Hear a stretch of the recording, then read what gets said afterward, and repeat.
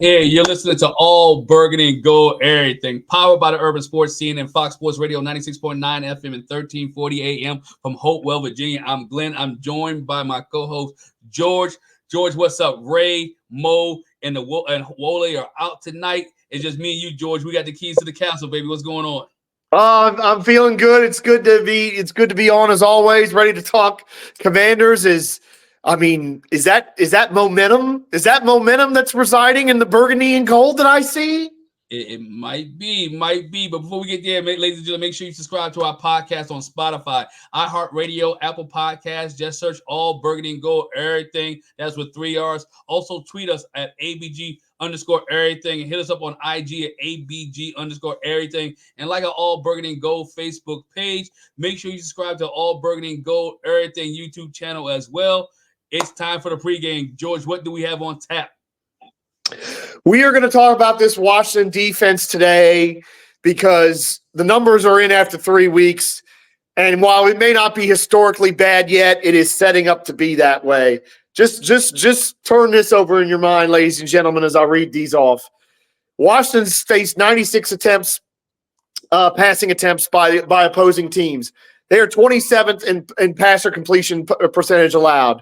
They are last in passer rating allowed. They are 30th in pass defense. They are last in passing touchdowns allowed. They are tied for 28th in sacks. They are 29th in yards per pass attempt. Rushing, they've only faced 72 rushing attempts, which puts them at 11th fewest in the NFL. They're 28th in yards per rush attempt, and they're 17th in rush defense. This defense is struggling, and that's what we're going to get into tonight because with the division looking like it is, we're not asking for a top 5 defense here. If we can just get something decent once in a while, this team could win this division. Definitely. They definitely could win this division, man. What we've seen so far, right, with the Washington Commander defense this season, what are the key areas where you think they're struggling the most? And I know you read down the whole list. And I know what they're ranking at, but what areas are they struggling the most in your opinion? I mean, that's a difficult question because you could pick just about anything. The thing I'll go with, because you've talked about this a lot, Glenn, and it was so frustrating to see it. It was kind of in your face more even than it was in the Tampa Bay game or the Giants game.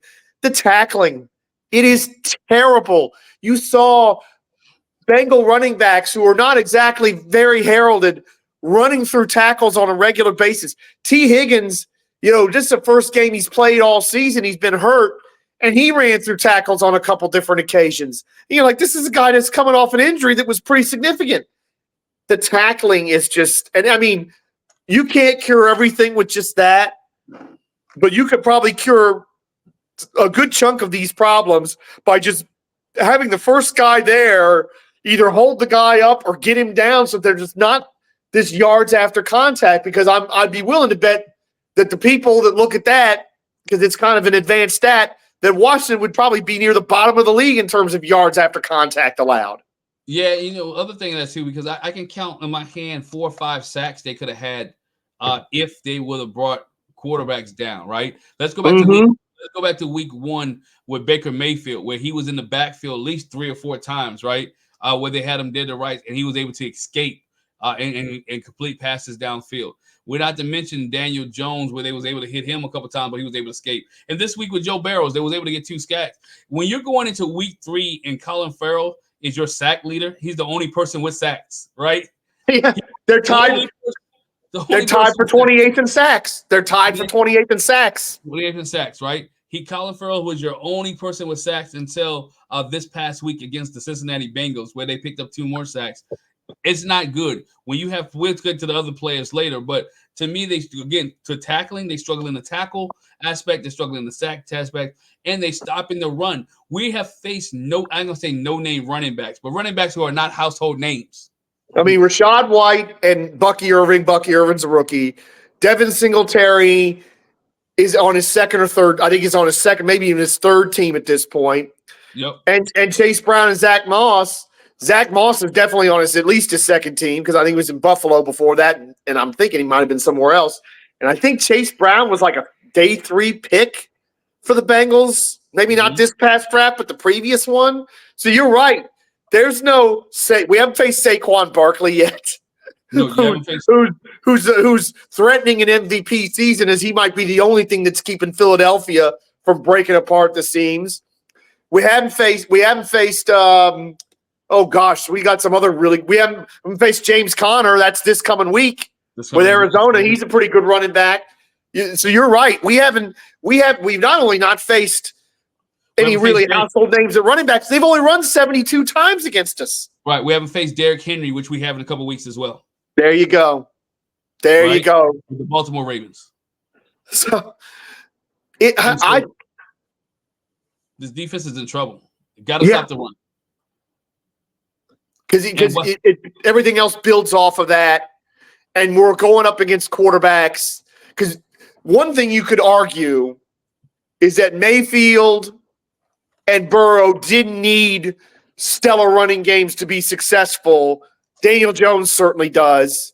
But some of these quarterbacks we're going up against, Watson, Jackson, and some of the other ones we're going to be facing, I think Jalen Hurts, I think they all need running games to be successful. And if we can't stop the run, we're going to be making it way too easy for these quarterbacks.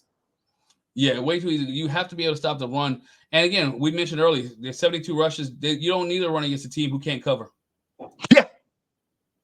Right? You don't need to run against a team who cannot cover. And Washington has not been able to cover. Gave up over 300 some yards passing to Joe Burrow this week.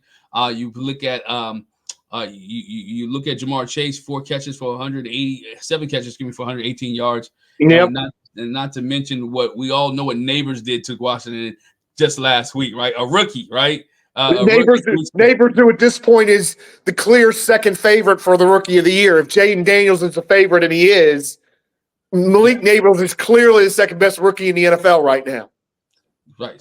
So when you got teams who are passing like that, why run the football, right? Yeah. So Washington's go ahead. But that's the thing. It's like teams can do whatever they want because you're going to be successful either way. I mean, when you're in the bottom 3 and 4 in yards per pass attempt, and you're in the bottom 4 or 5 in yards per rush attempt, it's pick your poison. And of course, if anything, as the weather turns and as things get colder, teams are not going to be too worried because they're going to say we can run the ball with these guys. And I think what we're seeing too, I don't know if you've seen it in social media, but I certainly have. The fire is starting to get turned on the 2 defensive tackles who are paid a lot of money. Jonathan Allen, Daron Payne. People are really starting to notice. Well, and I think now that goes into my next question. How do you assess the performance of key players like Daron Payne and Jonathan Allen, right? Are they the specific players who need to step are those the players that need to step up? Or are there other players who need to step up? Are we putting all the pressure on Daron Payne and Jonathan Allen, or is it just other people as well? Well, they're the ones that are making the big contracts, so they're the ones you have the expectations from. So yeah, and let's face it, Johnny Newton, Jerzon Newton in limited snaps produced more than them 2 guys did put together. And again, he's a second-round pick we really like and we have high hopes for, but he shouldn't be out producing guys who are making. I think what I heard today is that between Payne and Allen this year, we're paying them $44 million, and they're not giving us anything. But the central tenet of your question is right. They're getting all the fire because they're making all the money, but everybody else is not producing either. Bobby Wagner's struggling. These corners, all of them are struggling. We put Mikey Sanders still in a bad spot. We talked about that the other night, putting him on an island against Jamar Chase. It's just not fair to him, just like it wasn't fair to Forbes last year against A.J. Brown. But everybody needs to step up, and there are guys that are waiting that need to get a chance, and this coaching staff's got to give them a chance at this point. And one thing that's key, you talk about Daron Payne and Jonathan Allen, and you look at the box scores, right? We played 4. Commanders have played 4 games, correct? No, 3 games. Commanders 3 games. Played 3 games, and between both of them, they only have 6 tackles. Right? 3 games, and I haven't even pulled up how many snaps they played, right? I'm sure it's well over 200 snaps at this point, right? I would say that's right. Well over 200 snaps. and in 3 games, they only have combined 6 tackles. Jonathan Allen has 3 tackles with 1 assist, and Deron Payne, with the big contract he got a couple of years ago, has only have 2 tackles. That is not what you want out of your receivers. Your linemen. And you can't hide behind the things like pressure rating and stuff. I understand where people are coming from with that. Wole's talked about that a lot, but pressure rating doesn't mean jack if it doesn't translate into sacks, and it's not translating into sacks. They got 4 of them through 3 weeks. You know, people give me the pressure rating and people talk about that, but you have teams who's rushing 25, 30 times, right? When the team is running the football, the Giants ran the football a little bit, right? Yes. Even Cincinnati ran the football a little bit, right? And so Tampa Bay ran the football. There's no excuses when you have teams running the football, and if they're running 25 plays a game, that you only have sacks, right? You only have 6 sacks between both of you guys over 200 some snaps. That's inexcusable. Because people say, the linebackers, but this is not the defense we play. We play a forefront, right? Mm-hmm. So as a forefront, there has to be a tackle open somewhere, right? They're both not getting double teamed, right? And I don't hear that. I told you earlier, we watched games. Deron Payne has missed tackles. He's missed more tackles than he's made.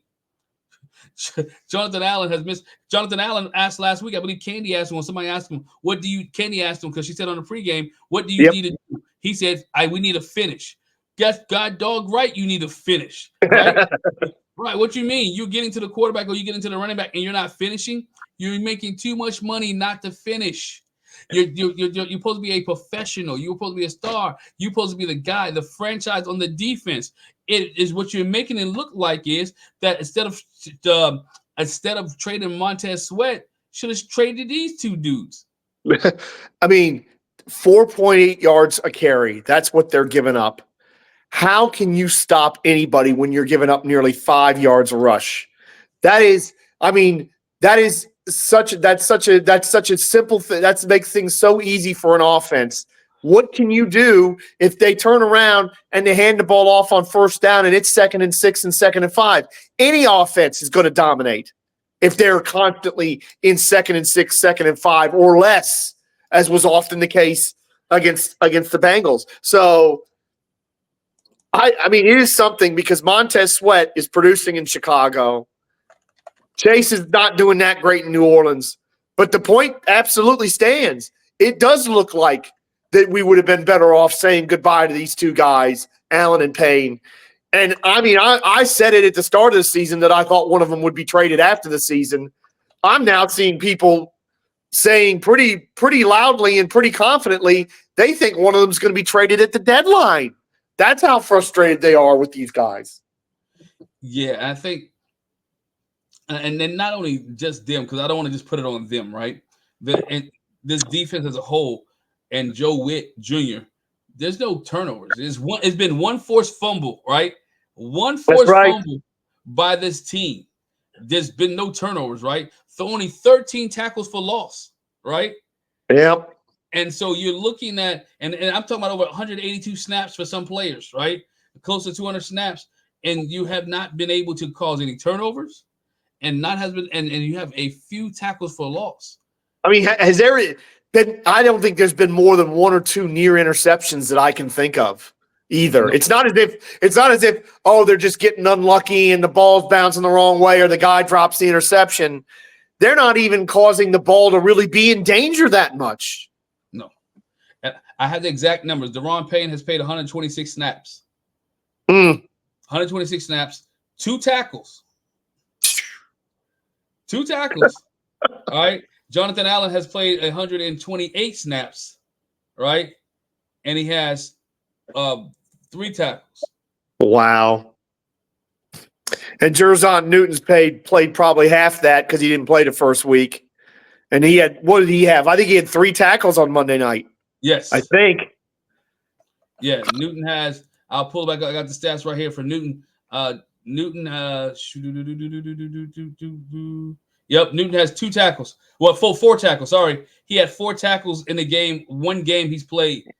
Well, the 1 full game he's played. He has 4 tackles. 2 games and 4 tackles. Sorry. I mean, there's no excuse even if you're an Allen or Payne defender, those numbers are confronting. There's no excuse you can give. There's no alibi that you can give for that. Yes, we don't have the talent on the defensive ends, but look, here's something that happened this Monday that I thought was interesting. We all thought it was going to be a lot more Jamin Davis. Javonte Jean-Baptiste got the opportunity, and he got a sack. He's a 7th round pick, and he made something happen out there for him. So what's going on with these two guys is really the question, isn't it? That's the question. That's really not a question everybody wants to know. Is it that and it's not that I don't think they want to be in Washington, right? I don't think that's the issue. I think the issue is it becomes motivation. It becomes want to at this point, right? You forcing the plays, not getting out of your head, getting out of your own head, and making plays happen, right? Being around the football is about the hustle. It's about the hustle of the game and being in tune to the game. And again, Jonathan Allen said himself, finish. Being able to finish. Just finish. That's all people are asking. Just finish. Nothing else. Just finish. And it's not just them, okay? Because we can run on about the secondary. We can run on about the secondary and how the secondary are letting receivers run wild, right? I think there's been every game this season there have been over 100-yard receiver, right? And some people go ahead and make the argument this is a passing league. Guess what? Everybody's not giving up 100-yard receivers. No. When I was looking at the defensive stats, like the Steelers are just locking these passing offenses up. They're giving up next to nothing compared. So, but that's the other thing. We talked about this in the post game Monday night, that there's got to be changes. That surely after this week, guys like Derek Forrest, guys like Chidozie Awuzie, they got to get a chance because it cannot be worse than this. It's pretty terrible now. We're at the bottom of passer rating allowed. We're at the bottom in passing touchdowns allowed. We're 30th in pass defense. So there's certain you have to change something. You can't play the same damn lineup, surely. Right. And that goes to the next question. How effective do you think the current defensive coaching staff has been in maximizing the talent on the roster? Because guess what? Derek Forrest has been inactive for the first 3 weeks. Yeah. And I'm not saying he might be. I'm not saying he's the full answer, right? We talk about Jeremy Chin. Chin made one play, right? He's good for 1-2 plays a game. But what has his coaching staff done? And I'm not just talking about Joe Witt. When I say defensive coaching staff, I mean the cornerbacks coach, the linebacker coach, the pass rush specialist, all these coaches which have experience, right? How have they been? What can they do to maximize the talent on this roster? Because that's the thing. We've said two things going in this season. We knew this roster wasn't there yet, and this team was rebuilding. Or you didn't want to say you felt like that we shouldn't use the term rebuild. I've been more than happy to use it. Right. We haven't. Because fans use rebuild. This coaching staff is not working on a rebuild. This coaching staff right now, and this coaching staff coming into the season, thought they could win the NFC East. I guarantee you, in the Commander land, no one's talking about this coaching staff ain't talking about rebuild. This coaching staff is talking about winning. Fan base want them to win. And I guess you look at teams like Houston and Detroit and some teams like that, which set the whole dynamic of the NFL differently. Yeah. Commanders are thinking the same thing. Commander fans are thinking the same thing. No, I know. But I look at this. We know there's a talent issue. But I wonder about the fact that certain people have played a lot of snaps, even though they've struggled. And it's not necessarily that you need to bench somebody for the whole game, but you have to, it's something like, it can't be just like Mike Davis paid the price. When Mike Davis was really struggling against the Giants, he got the hook. Forbes got injured, got the hook, whatever you want to say. I'm actually thinking we're going to see Forbes back in the lineup this Sunday against Arizona. I think that's going to be interesting. But it can't be just those guys. Marvin Harrison, don't put him on MA.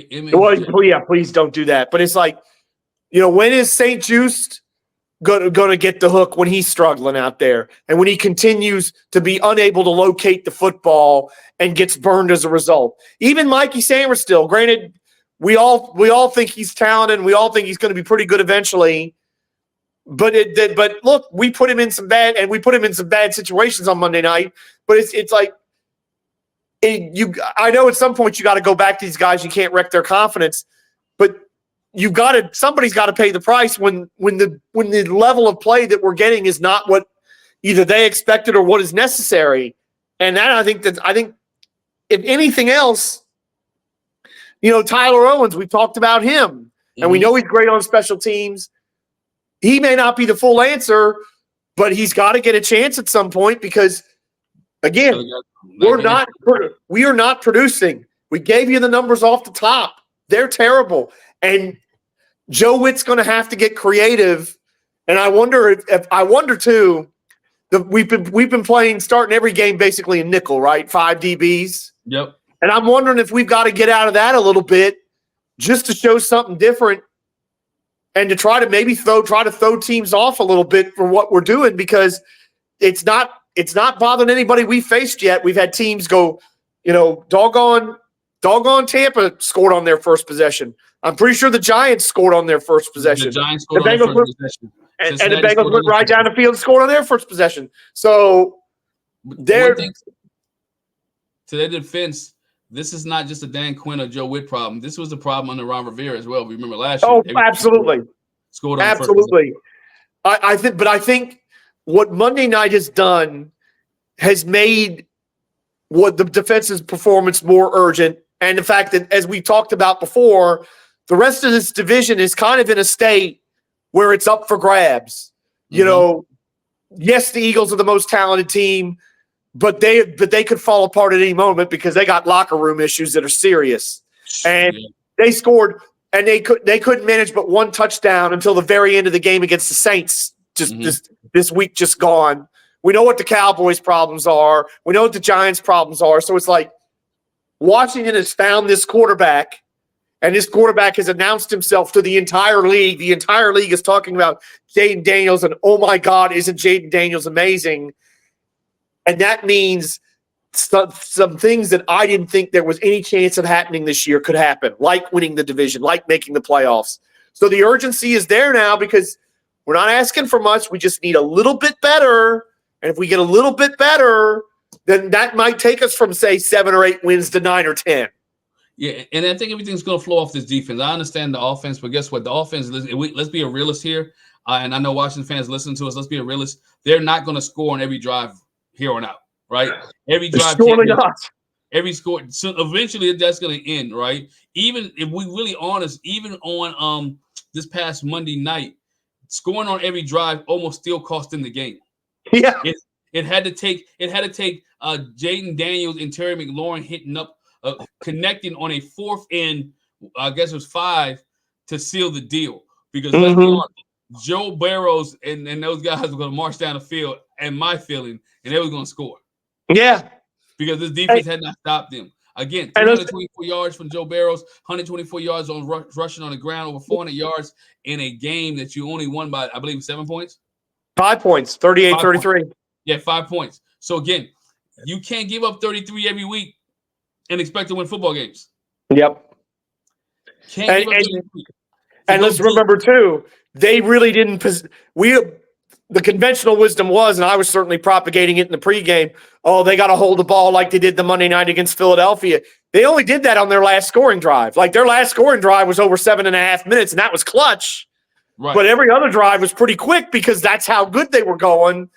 And you're right. You can't rely on that every week, and you can't score 35. You can't tell Jayden Daniels, a rookie, go out and get us 35 every week. That's crazy. Yeah, definitely. They need defenses. The defense has to stop somebody. Stop the run, get them off the field. And guess what? Here it is. If we're really honest, Cincinnati on a lot of those drives stopped themselves. Yes. All right? They stopped themselves on some of those early drives. They were getting 3s when Washington was getting 7. That's right. So if Cincinnati was getting 7s, like Washington was getting 7s, it might have been a different story because guess what? They played in the red zone a lot. Yes. And if you watch this defense against the Giants the week earlier, every time the Giants was in the red zone, they scored. Yep. So I mean, that's the thing. It's like, it's so funny that we're sitting here through, we're not even out of September yet. our expectations have been raised. Yes, this quarterback has now announced himself by doing things that literally haven't been done in the NFL either ever or haven't been done for 70, 80 years. 2 games with no punts. Hasn't happened since 1940, I think, is what they said. Yeah. And other things of that nature. He's been the rookie of the week in week 1. He's the player of the week. So not just the rookie of the week, but the player of the week in week 3. And so I think rightfully all the focus and fire is turned on the defense now, because it's like, look at how this offense has come along. Now we'll see what happens with Ekeler not playing this week. We'll talk a lot more about that in the pregame on Sunday when we get to it. But we have a reason to think that this offense is going to put up 20 plus points in a game and give you a chance to win. So now the defense, give us something. Yeah, give something. And and I don't necessarily want to blame Joe Witt Jr. I also want to blame Adam Peters, right? And this is why I want to put Adam Peters, the GM of the century, right? The GM of they're supposed to be the GM whisperer, the player whisperer, right? Going into the last season, going into the offseason, even when he got hired, everyone knew that this secondary was terrible, right? Knew that the secondary needed help. Didn't bring anybody in, right? Didn't bring anybody in that could help. Didn't bring veterans in, right? Even now, like, where's the trading that we got cap space, cap room? Is there somebody out there, right? Patrick Peterson, somebody with a veteran, somebody who's teaching the young guys, have confidence in there, right? Those players can come in and be able to assist a little bit, right? Coaches have coach up. There's people out there that can help this team. They just have to find them. But that goes back to the discussion that we've had before about fans see it one way and maybe the coaches see it one way, but this roster was in absolutely a rebuilding phase, and it was impossible to fix everything. Because you're right, they didn't bring in a defensive back, but that's because they had to draft a quarterback at 2.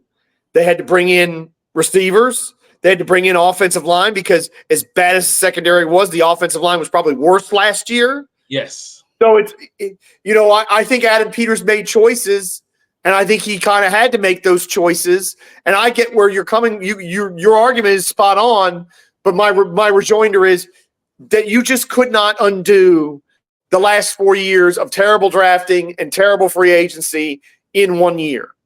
Sure. And I think something was going to come up short, and that something, unfortunately, is the secondary.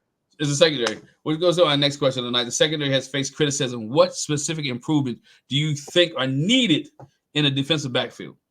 And let's do it this way. There's no help coming. Nobody's coming to save us. What can this secondary do, right, to at least improve? I mean, that's the thing. I'll go back to what I said earlier about maybe we gotta go to a base 4-3 as a start to just show something different. I'm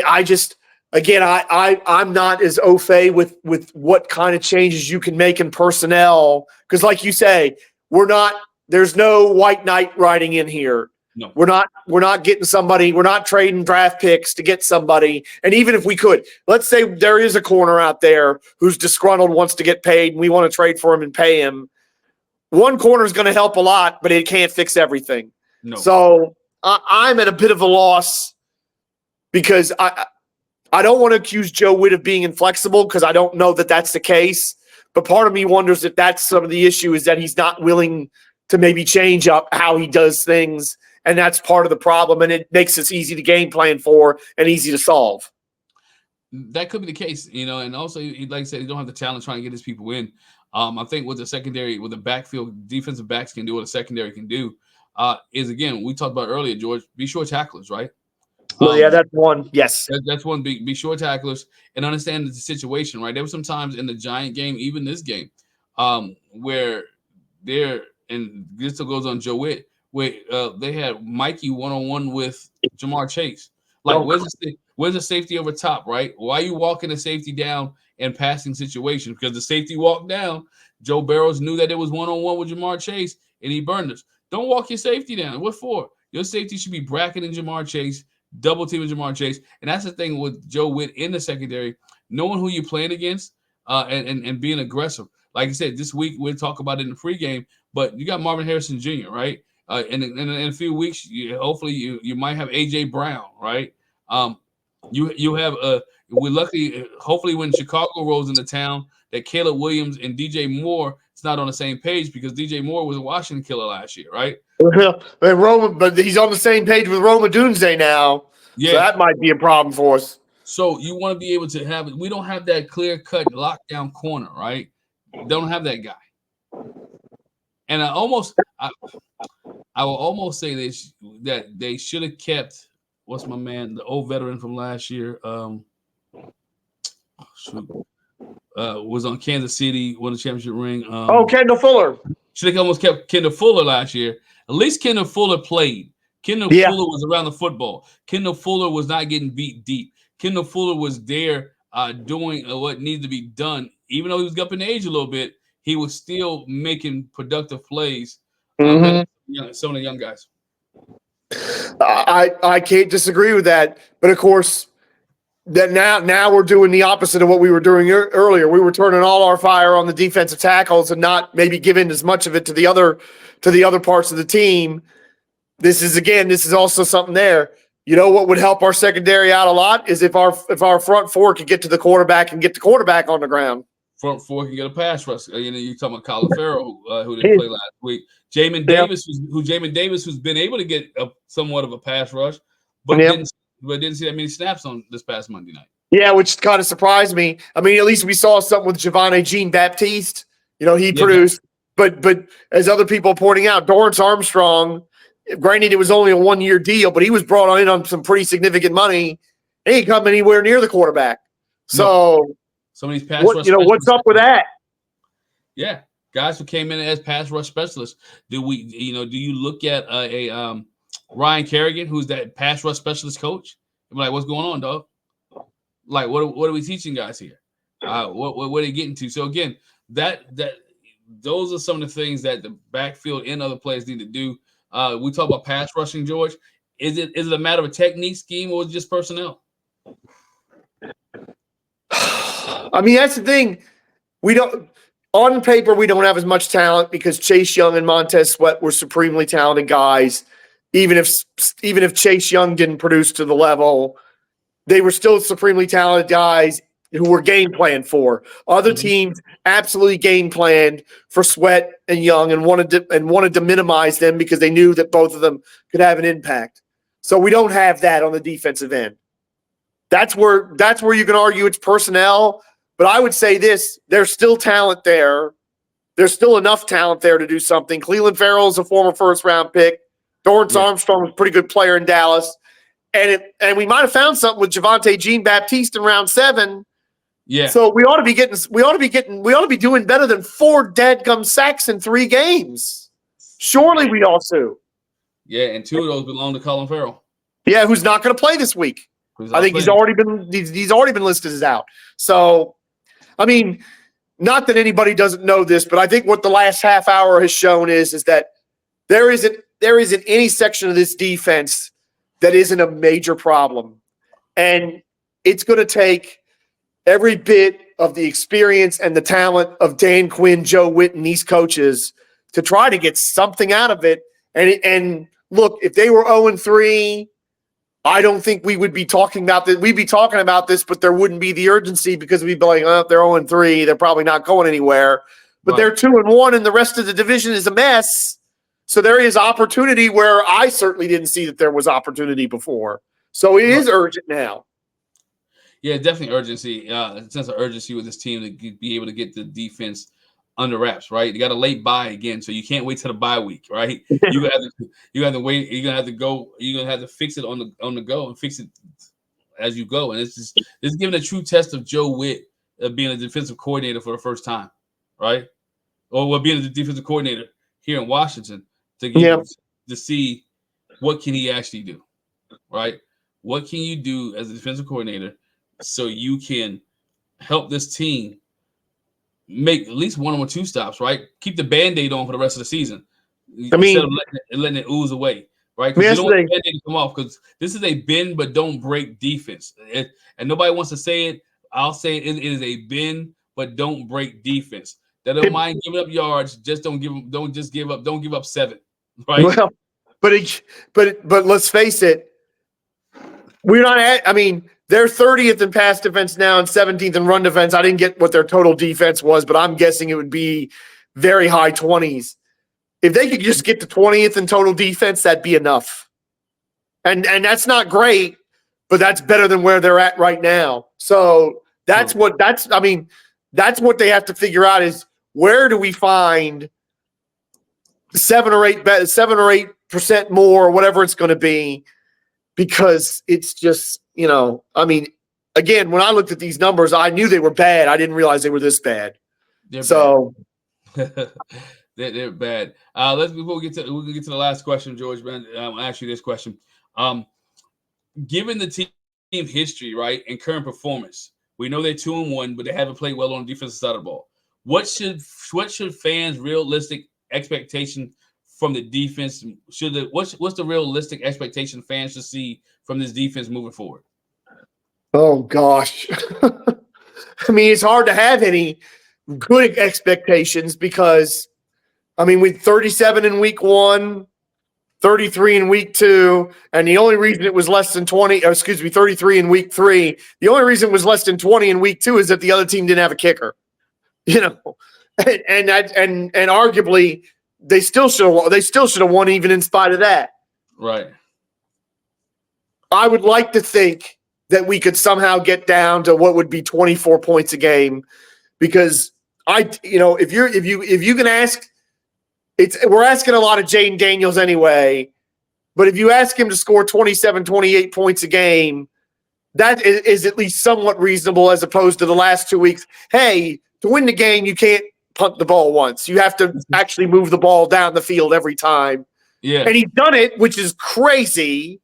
And again, some people are going to be like, how can you spend this much time talking about the defense when Jayden Daniels is doing what they're doing? Well, everybody's talking about what Jayden Daniels is doing, what he's doing.